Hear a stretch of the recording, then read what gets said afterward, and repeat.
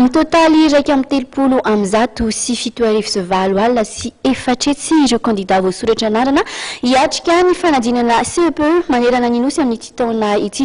Ray andro tsy gadona ny fanadinana dia nanambara ny ministeran'ny fanabeazam-pirenena fa efa feno avokoa ireo fepetra isy ny fanadinana tsy misy tomiky. Fanadinary.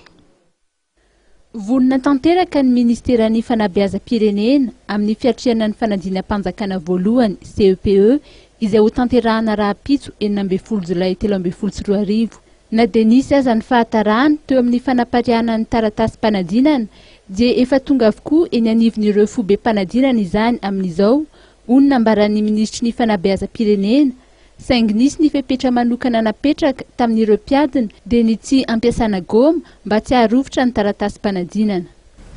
Efa tonga any an-toerana avokoa ny lazaadina rehetra.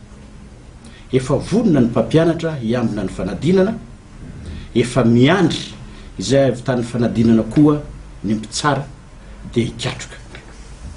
Efa mandeha amin'izao fotoana izao ny fandoavana ny vakasion ho an'ireo mpampianatra izay nandray anjara tamin'ny fanadinana CEPE tamin'ny taondasa, raha toa ka ho avy tsy ho ela ny anjaran'ireo mpampianatra izay nandray anjara tamin'ny BEPC.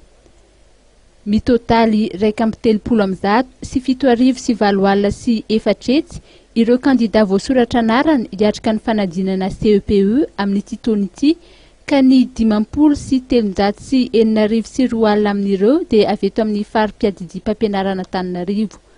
Ny fanatotana ny lazaadina sy ny taratasy-panadinana ho amin'ny fanadinana BEPC dia efa vita io maraina io, ka amin'ny herinandro kosa no anaparehana azy ireny eny amin'ny fobe-panadinana manerana ny nosy.